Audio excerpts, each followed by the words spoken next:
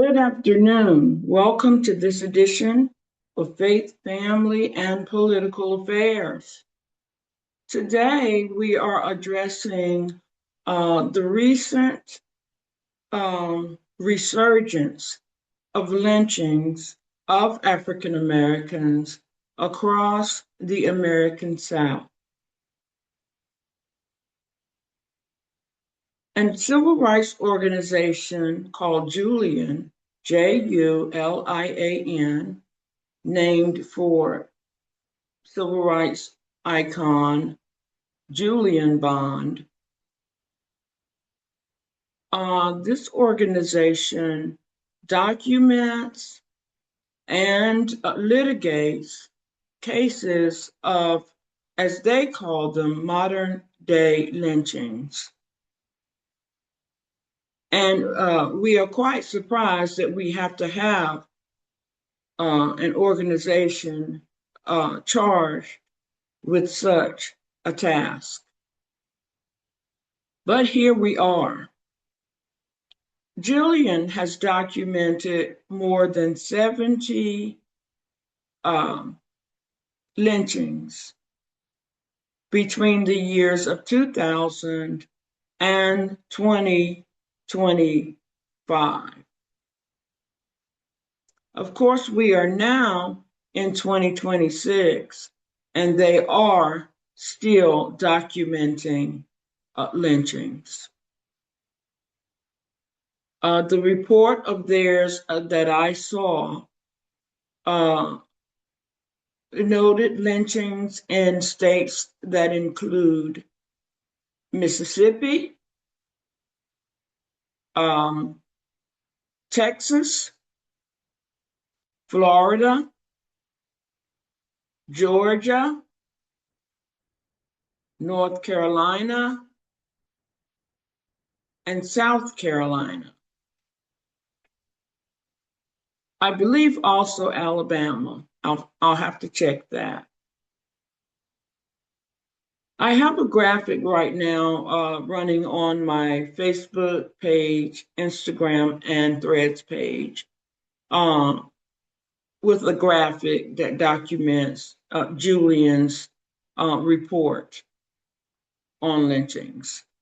And you can also go to their website at julianfreedom.org. That is Julian freedom, FREEDOM.org for more information and to view this list in its entirety. The list does give a count for how many of these lynchings they have documented in each of those states. The reason that Faith, Family, and Political Affairs is addressing this very sad development across the country is the hanging death discovered on August 6th of young Tasia Fortune, who was 18 years old. I'd like to repeat that, 18 years old. That is a teenager.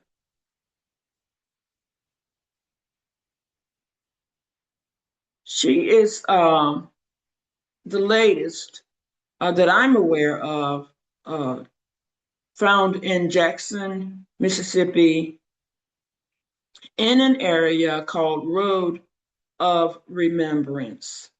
That is what I have entitled this edition of Faith, Family, and Political Affairs. I have to say, I thought long and hard about whether or not I should even address this topic on my platform because it's a very emotional topic. It's a very sad topic. But for some people to even address it, to talk about it, it bothers some people. and they feel that you're stirring things up when you talk about these things. I am of a different mindset. I tend to think that if it's happening already, and it is, then you do harm to yourself and to the society by not addressing it. And so, as Julian has documented this since the year 2000, when many of us had hoped that lynchings were a thing of the far past, like the 50s and the 40s and those years prior to. So this remains an unexpected um, development in our country. But this is a different climate. As I have said in so many of my recent videos, I don't like to lay everything at the feet of this White House that we're dealing with right now. But when you make it clear that African Americans are a target, then you unleash the worst kind of people, um, those who hearken back to the days of the Confederacy, who go so far as to carry that flag into the U.S. Capitol building on January 6th and wage an insurrection against the country. And more recently, they marched on the 4th of July weekend. They marched the streets of Washington, D.C. with their Confederate badges on the sides of their shirt sleeves.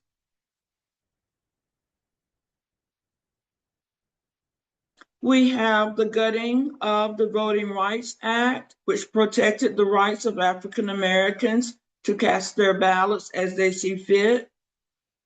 The Supreme Court gutted that. It was a crown jewel of the civil rights movement, as you know, led by Dr. King and carried out by many of his closest aides, Ambassador Andrew Young, Reverend Jesse Jackson, Reverend Ralph Abernathy, Sister Coretta Scott King, and so many others. We like to mention Fannie Lou Hamer, Medgar Evers, of course, former Representative John Lewis. The names are endless. They go on and on of the people who sacrificed a lot to get the Voting Rights Act on the books in the United States of America, which said, that you cannot discriminate against, at the ballot box, against people of African American descent.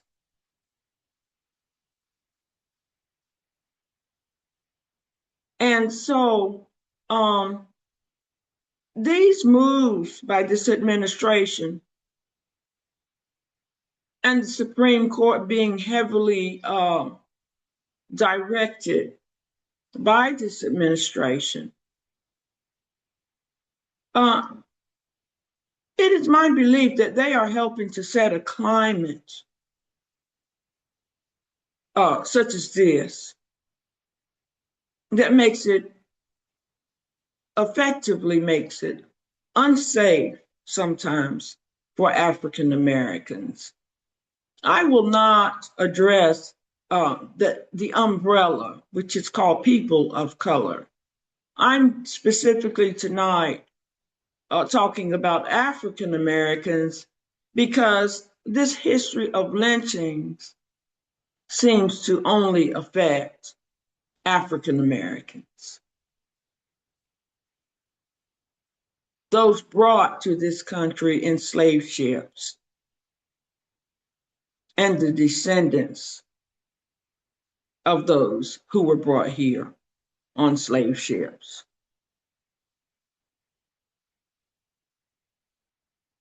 Okay, so let's just be clear that um, this climate creates, stirs up, I will say, stirs up those people who might be harboring some resentment and some prejudices anyway, and perhaps makes them feel as if this is a good time to do this kind of thing. So my appeal is to the calmer minds, the better angels, so to speak, uh, of Americans.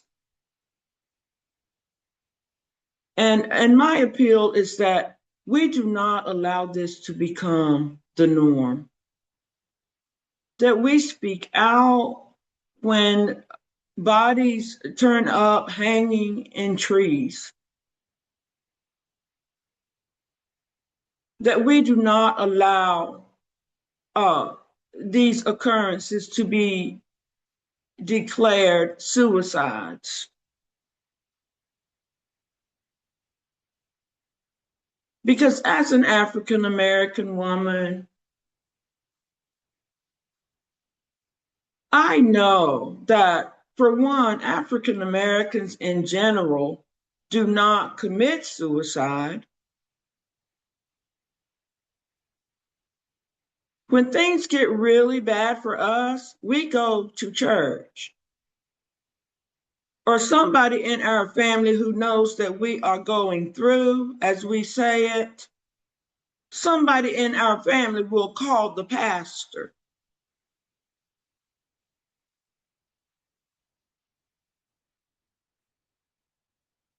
It is highly suspect to suggest that African Americans are going to, number one, commit suicide, and number two, go and get a rope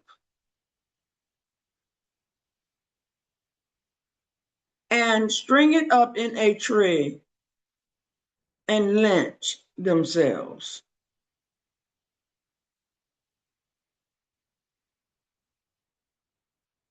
I have to mention that right before this broadcast, and I'm recording on Sunday afternoon,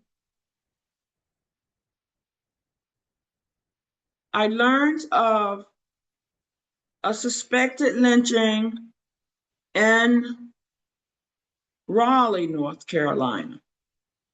Now, many of you who know me know that I'm from North Carolina. That's my home state. I now live in Virginia.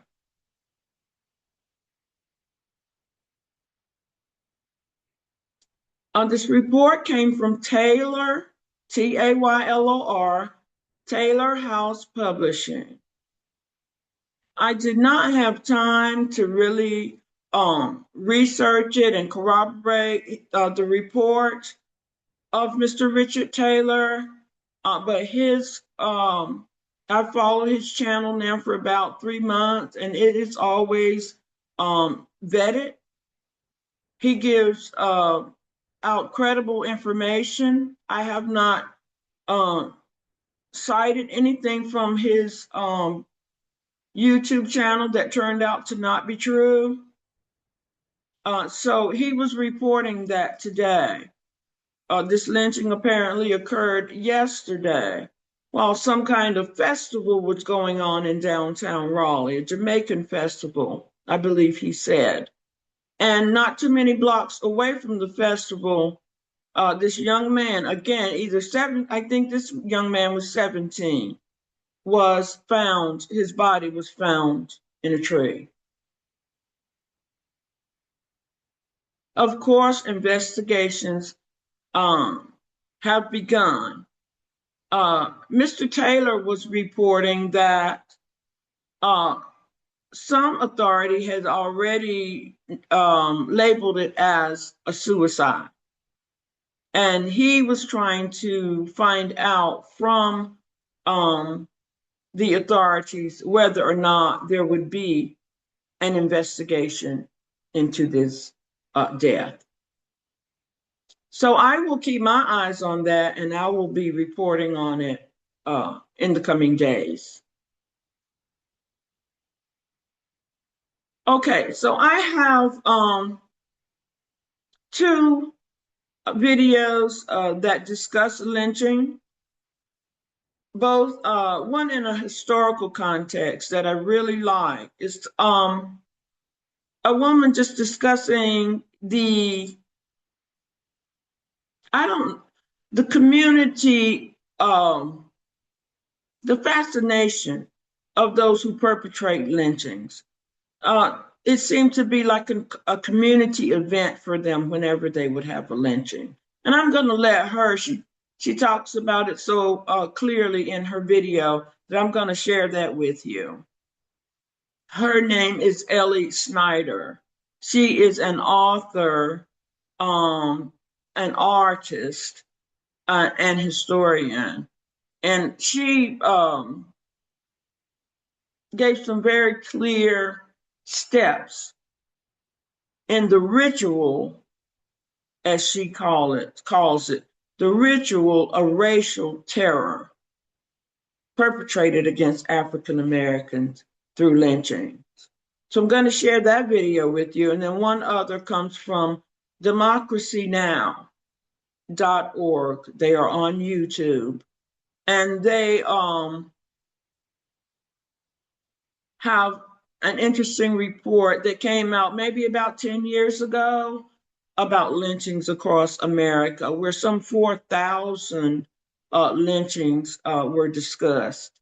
So I'm going to share that with you, and then we'll come back and talk a little bit about what was said, especially in the video that talks about the spectacle of it and how people, many of the towns would close schools and they would close down businesses, and people would bring their children and they would have a photographer there to take pictures of them with the lynched body. Yeah. And so that video is quite compelling, and I'm going to share that with you. So just bear with me as I get those videos set up. And I have to say, I entitled this episode of Faith, Family, and Political Affairs, Road of Remembrance, because that is the area in Jackson, Mississippi, where young Tasia Fortune's body was found hanging in a tree. And her lynching, I saw a news report that said her boyfriend had been, is a person of interest and was being questioned. To which the internet response seemed to be somewhat suspicious of that,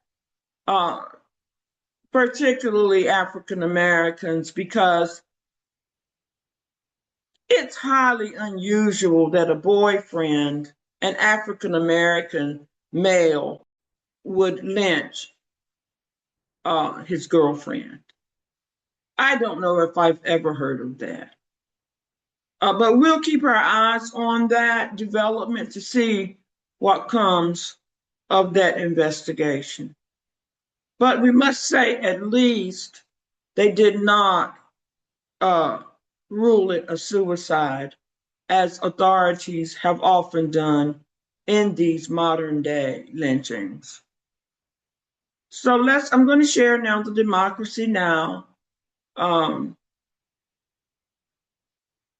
video.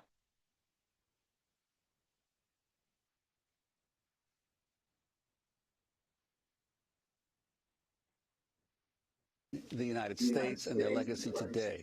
After 5 years of exhaustive research and interviews with local historians and descendants of lynching victims, the Equal Justice Initiative found white Southerners lynched nearly 4,000 black men and women and children between 1877 and 1950.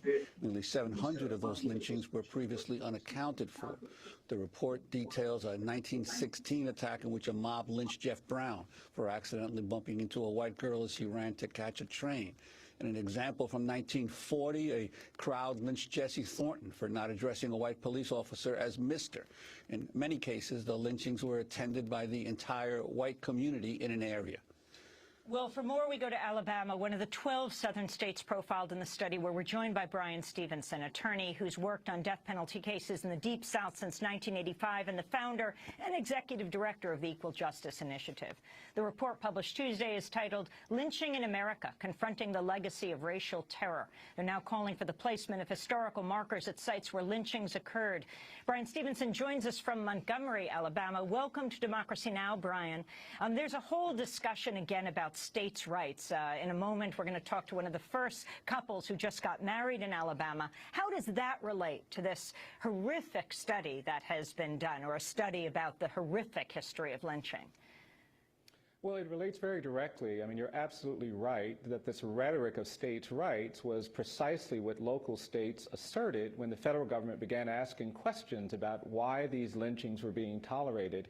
And in many ways, it is that dynamic that set up this era of terrorism. I mean, at the end of the Civil War, you had people who were reclaiming power from freed black people. It's really at the beginning of the end of Reconstruction that we see violence and threats and intimidation beginning to assert itself to sustain racial hierarchy. White supremacy wouldn't succeed if it wasn't enforced with violence and threat and terror. And at the very beginning, African Americans were asking the federal government to intervene.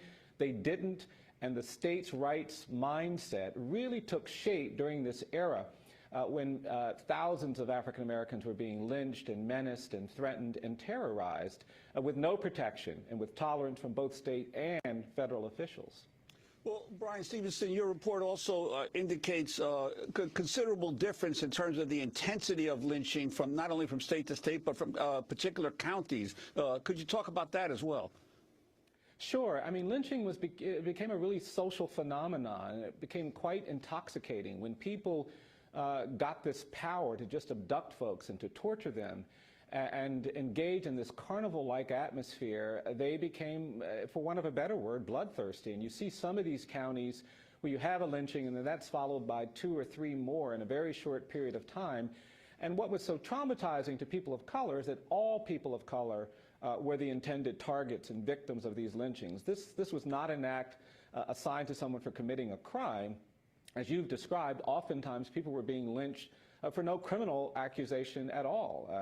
In Blakely, Georgia, an African-American man, William Little, came home from World War I wearing his uniform, and people were offended, annoyed that he had on this American uniform, and he was lynched because he refused to take it off. A black man running to catch a train bumps into a white girl. He's lynched for that incident. This violence, this terror, was really aimed at sustaining racial hierarchy, keeping black people in their place. And in many ways, it was quite intoxicating. You could see whole communities getting involved in these acts of violence and really being quite grotesque about the way they carried them out. You talk about the terror lynchings, terrorism. I want to turn to President Obama speaking at the annual National Prayer Breakfast last week. After he condemned the Islamic State as a death cult, he made this comment. Humanity's been grappling with these questions throughout human history. And lest we get on our high horse and think this is unique to some other place, remember that during the Crusades and the Inquisition, People committed terrible deeds in the name of Christ.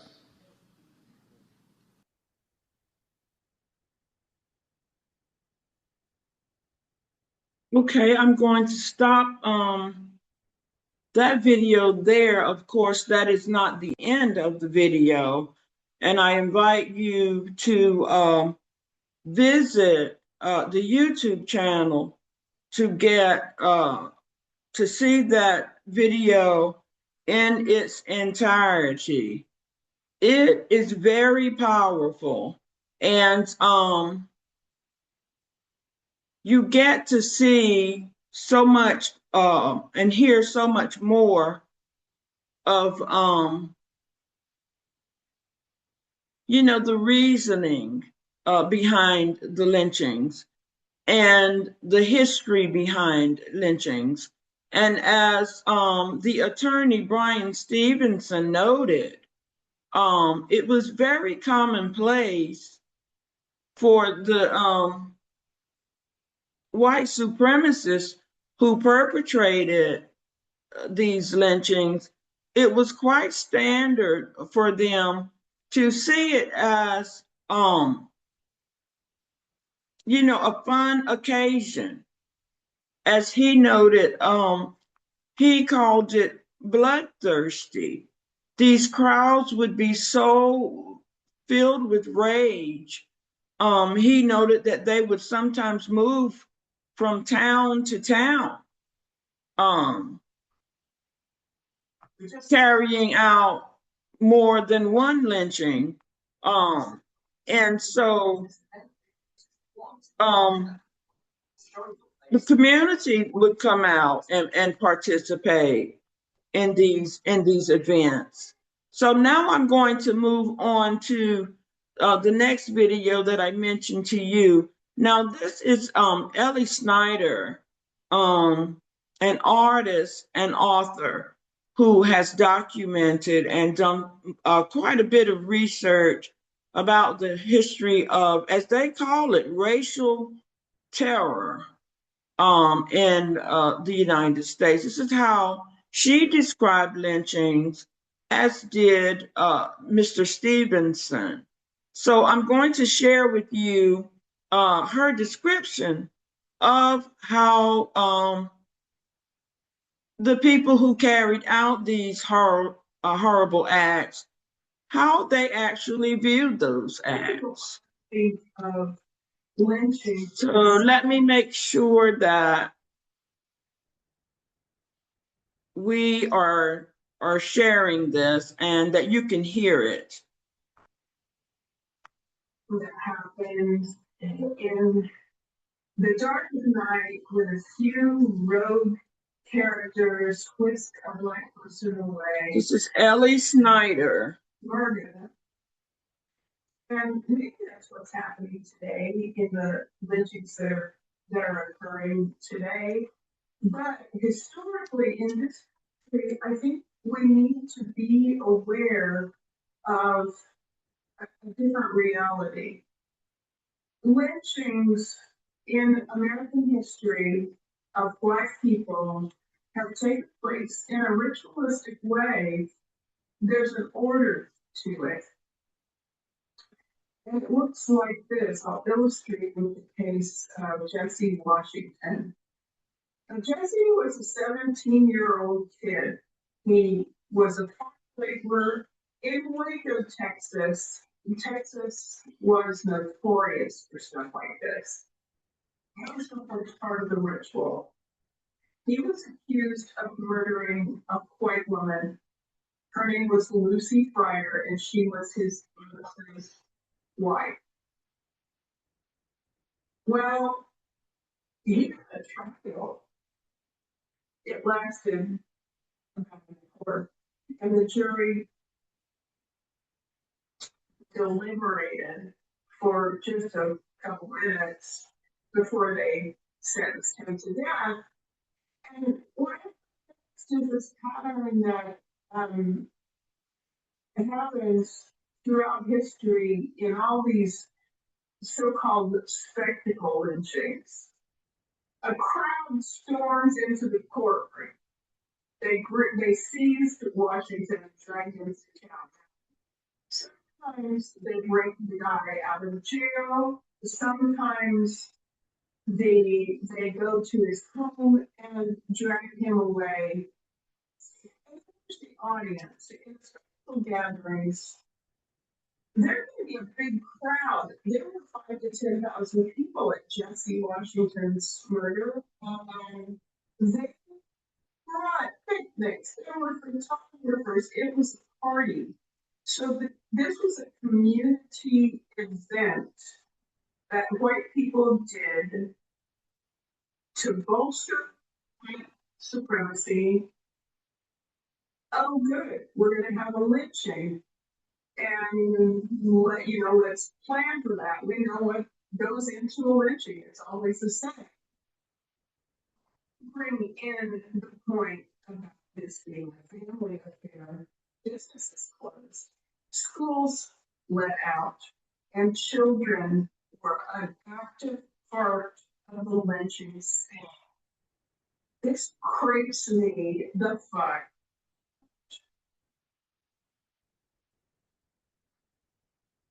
Then comes a period of torture. It's rare for someone to immediately be hung to death. Usually there's torture first. In the case of Washington, this 17-year-old kid, he was hung by a chain over a tree, and then the chain was raised and lowered into a fire below his feet repeatedly for approximately 2 hours until he finally died. During this process, while he was still alive, he would occasionally try to pull himself out of the fire. His body was burning. But they didn't like this, so they cut off his fingers so that he could no longer pull himself out. So after Mr. Washington died, we'll rush up to the remains and cut away pieces of Mr. Washington's body as souvenirs. Children participated in the dismembering of the body. Boys pulled the teeth out of his skull to either sell or keep for souvenirs. Now, it is not easy to get the teeth out of a young adult in their prime. They had to use force. They had to have teamwork. And the children did this. Children stood over his burnt body and cried or broke teeth from his skull while adults watched.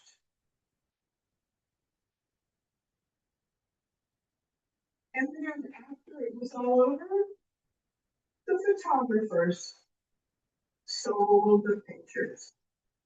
They sold the pictures of the murder. It was a ritual of racial terror that was witnessed, approved, and by an entire community. Sure, such as it is, devised a system of ritualized murder of Black people.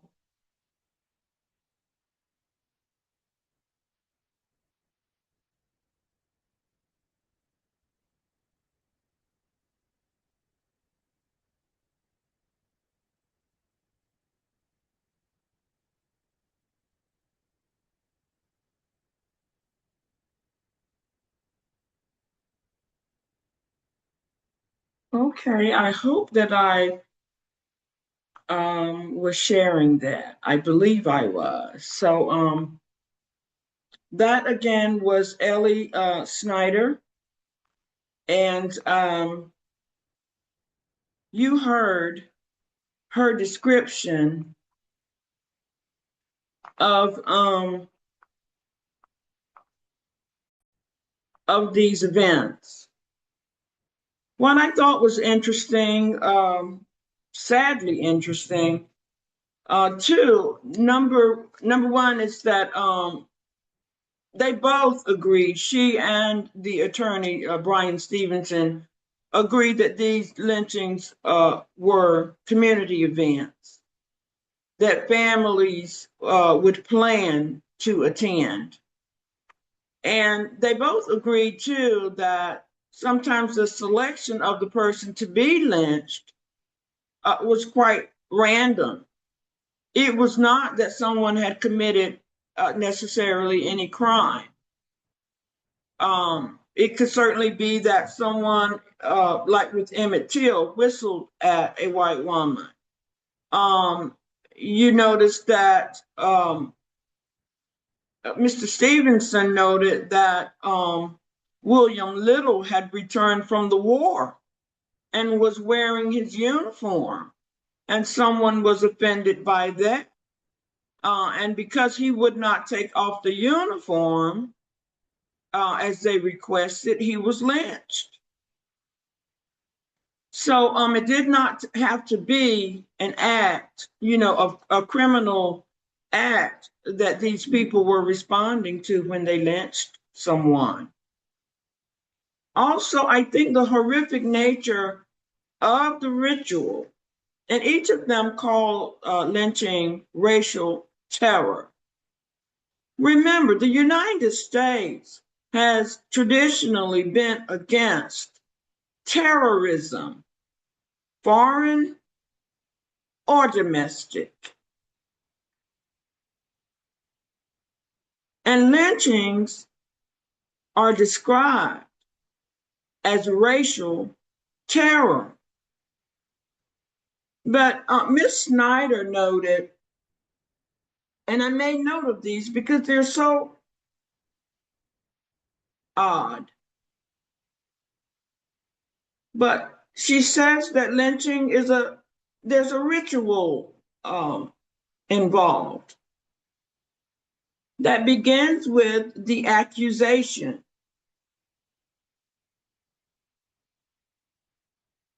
Emmett Till, 14-year-old, lynched in Mississippi for whistling. The accusation for him was that he whistled at a white woman.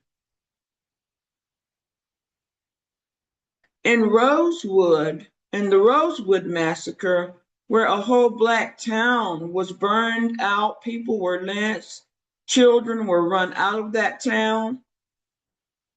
The accusation was a white woman said that some Black man had assaulted her, when in actuality, she was having an affair and she and her lover had gotten into a fight that she did not want her husband to discover. So she concocted, the claim that a Black man had done that. But it sparked a mob, and they went into the town next over, searching for this man who did not exist. And they ended up burning down Rosewood. That is documented in the film by John Singleton called Rosewood. Please look that up. It is based in the historical facts. So please look that movie up. It may be one way that you can learn of this without having to read a history book. Okay, so she says there's the accusation. The mob gathers, and the mob will either break the person out of jail, or they will go to your home and drag you out of your home. Now, the 3 civil rights workers that were unalived in Mississippi in the 60s, I like to say their names. James Chaney, Andrew Goodman, Michael Schwerner went down to Mississippi in Freedom Summer to help African Americans register to vote, were arrested on some, trumped charge, released, followed by white supremacists, and some among them were in law enforcement. This is the historical account. And they would kill these young men and hide their bodies in the county. The FBI had to get involved to solve their murders. So that follows in with what she's saying. They were released from jail. And then she said it's like a community event. Now, this is something that I'm learning. She said that it was a family affair. Schools would be closed. Businesses would be closed. And the children would be encouraged to watch and to participate. Torture was a part of it. In addition to being lynched, she said that very often they would be tortured first, like having their body burned.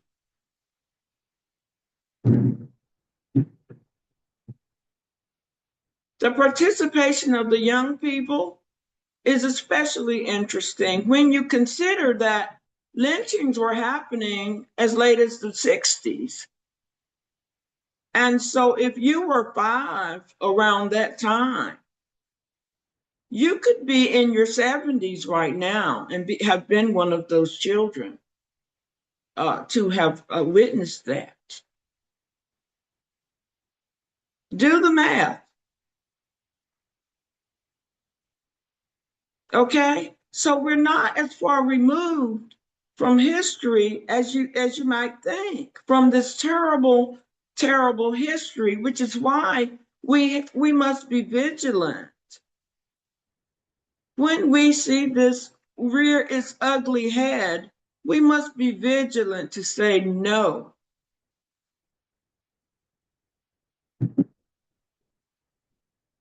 As the Jewish people say about the Holocaust, never again. Never again.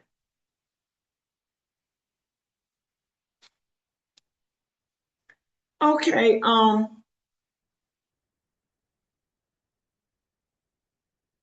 so once the torture, as she noted that one gentleman was burned, and then she says that there is a urging of the children to help mutilate the bodies, including taking the teeth of the person who has been lynched. I mean, I think there could be a whole psychological examination of the white supremacists as to what that was about, right? So she says that the children would be, I don't know if you'd say forced or allowed or urged to participate by removing the teeth from the person who was being lynched. And she made a point to say how difficult that would be. And it required them working together, the children, teamwork, to get that done. And then once everything was over, the photographers are called in to take pictures of the scene. And haven't you seen those photos?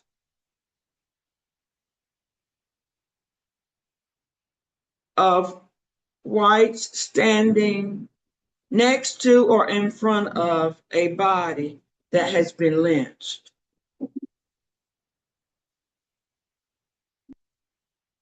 This is fascinating in a very sick and sadistic way,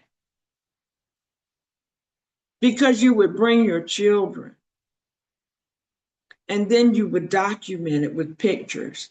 And she said that that they would take the pictures and sell them for souvenirs, as souvenirs. Okay, so let's move on from those two videos. I urge you to look those up. As I said, Ellie Snyder, remarkable. The rest of that video, incredible.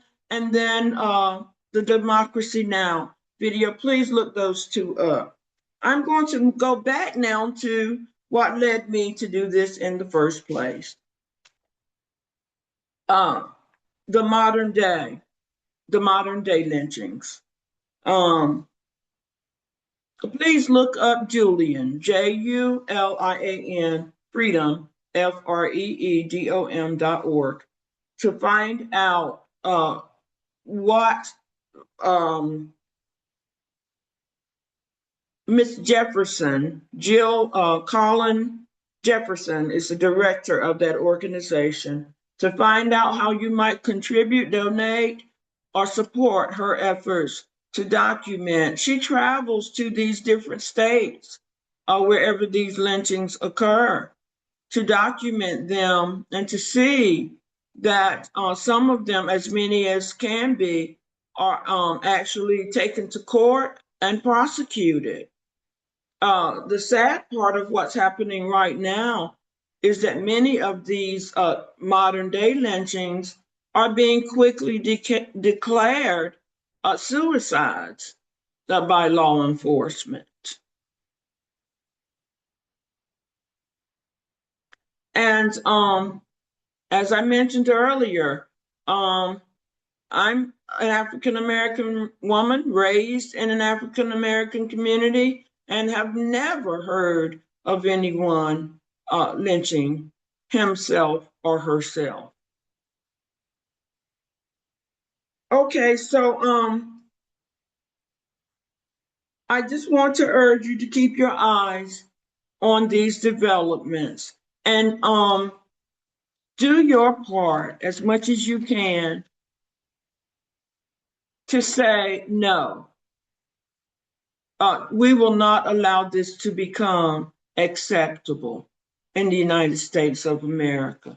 No, we will not allow this to become normal or accepted as a social norm. We will always be shocked, and we will always be appalled by lynchings, and hope that you will take an opportunity in the midterms. I know we have a lot of hope in the midterms, but as I said in the beginning, I believe that this climate of hate that is being perpetuated by this regime, I believe it could be turned around if we have different leadership voted in after during these midterm elections. So I urge you to do what you need to do to get registered and get prepared to vote. I want to thank you for tuning in to this edition of Faith, Family, and Political Affairs. I think this is a particularly sad and somber topic, but as I said, it might be difficult to discuss it, but we have to. We cannot put our heads in the sand like ostriches and pretend that this is not happening. If we do that, we run the risk of this exploding and becoming an even bigger problem that it is right now. I just wanted to add in one development.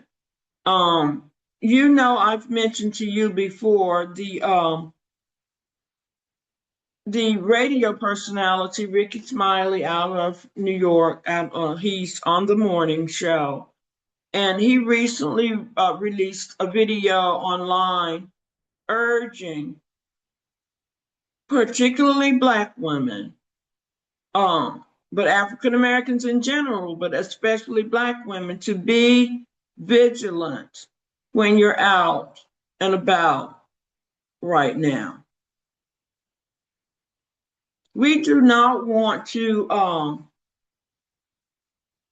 exaggerate the seriousness of these times that we're living in, but we do not want to be caught off guard either. I applaud him. I say it's better to be safe and to have said the thing that is difficult to say if it saves one life. He suggests that it would be a good idea for African American women to start thinking about not being out late at night by yourself. And as he says, stop paying so much attention to your cell phone when you drive up to the stoplight. Be paying attention to what's around you so nobody comes up to your car. When you're walking out of the Walmart or out of the store, wherever, don't look at your phone. Be paying attention to your surroundings. He's concerned because so many African American women, thousands, according to the information that he was providing, of African American women have gone missing in the last several years. I think he said since 2024, thousands. And so he wants the sisters to be safe out here. And I agree with him. Just a couple of months ago, I thought very hard, long and hard, about doing an episode about that. Who will protect Black women in this climate of hate? And it was inspired by that march of the white supremacists in DC when that young lady, I don't know if you saw that photograph, but she was on the train with a train full of white supremacists. And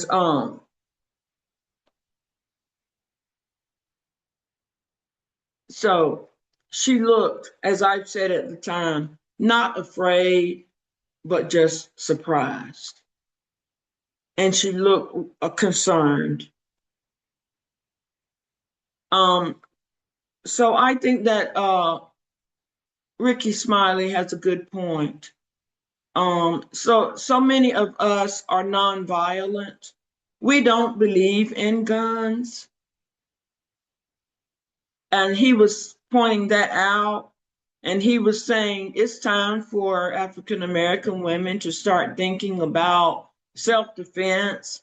Now, that could be just learning how to, use your mace, kind of to spray, or, just to learn how to do some defensive moves with your arms or something. Or it could be going to the next level and arming yourself. As you know, there are many people who believe in that. And he's just suggesting that African American women might consider that at this point. I don't go that far because I don't believe in that. I'm nonviolent since learning of nonviolence. But I certainly could see if other women feel compelled to do that. We don't live in fear. We are God-believing people, God-fearing people, and we believe that God will see us through this. It feels very tight right now, And we have been under siege since this administration was sworn into office. And we have been under siege since then, and we know that. So we are already being vigilant, and we are already taking his name before the living God. So we trust and believe